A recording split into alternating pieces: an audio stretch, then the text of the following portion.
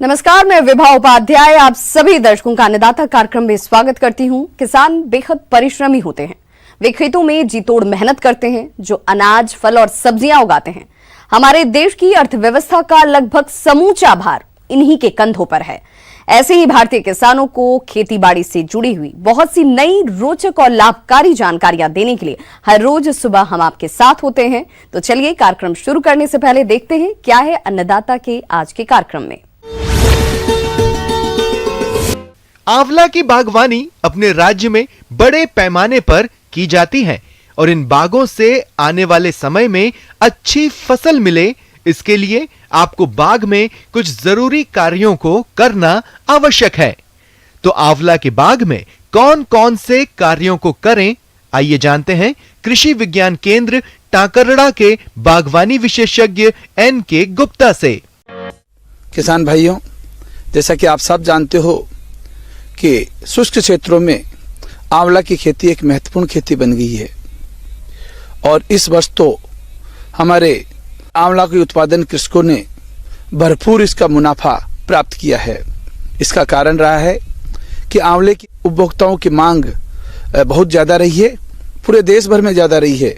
किसान भाइयों, आज हम इसी के प्रबंधन पे बात करेंगे और ये प्रबंधन का आपको मालूम है कि इस वर्ष की फसल तो हम ले चुके हैं और अब आंवले की पत्तियां झड़ चुकी है, नई पत्तियों का फुटान शुरू हो चुका है। अब इस समय हमको किन किन बातों पर विशेष करना है। किसान भाइयों, आप सबसे पहले आंवले के बाग को साफ सुथरा रखें और समय समय पर निराई गुड़ाई करके बागों को खरपतवार मुक्त रखें, जिससे वृक्षों की बढ़वार सुचारू रूप से होगी।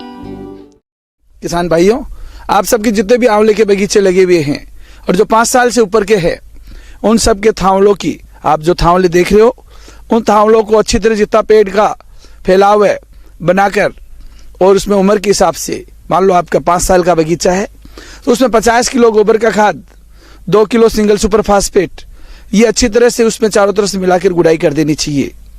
गुड़ाई करके हल्की सिंचाई दो, ज़्यादा सिंचाई नहीं करनी है, क्योंकि इस समय अब धीरे धीरे आंवलों में पत्तियों की फुटान शुरू हो जाएगी और पत्तियों की फुटान के पश्चात मार्च के प्रथम सप्ताह में फूल आने शुरू हो जाएंगे।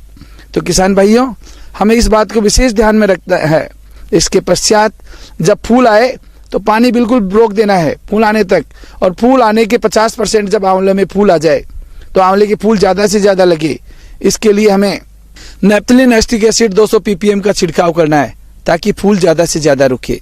और फिर उसके बाद में जब फूल सेट हो जाए तो हमें सिंचाई नियमित रूप से और नियमित समय के अंतराल पर हमें देते रहना है। और आप जब आंवले की इस समय बगीचे में बिल्कुल भी आप देखोगे तो पूर्ण रूप से पत्तियां झड़ गई है, तो आपको आंवले का पूरा पौधा देखने को अवसर मिल जाएगा। आप देखोगे टहनियों में अगर कहीं पर गांठें फूली हुई है, टहनी फूली हुई है, तो उस टहनी को काट कर जला दो।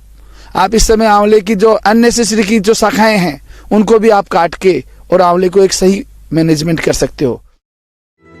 आंवला के बाग में कीटों की बात करें तो छाल भक्षक कीट का प्रकोप मुख्य रूप से देखा जाता है, जो कि पौधों की छाल को अंदर ही अंदर खाकर सुरंग बनाता रहता है, जिसके कारण पौधे कमजोर हो जाते हैं। तो किसान भाइयों, इस नुकसान को देखते हुए जरूरी हो जाता है कि आप इस छाल भक्षक कीट का समय पर नियंत्रण करें।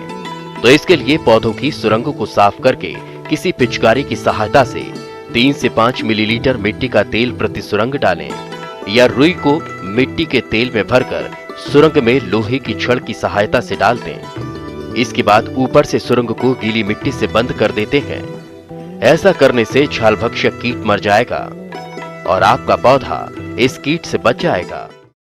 तो इन बातों को अगर हम समय रहते हुए अगर अपन ध्यान रखते हैं तो निश्चित रूप से जो आने वाली फसल हमारे लिए आंवले की भरपूर होगी, हम ज्यादा से ज्यादा फल ले सकते हैं और ज्यादा से ज्यादा मुनाफा कमा सकते हैं।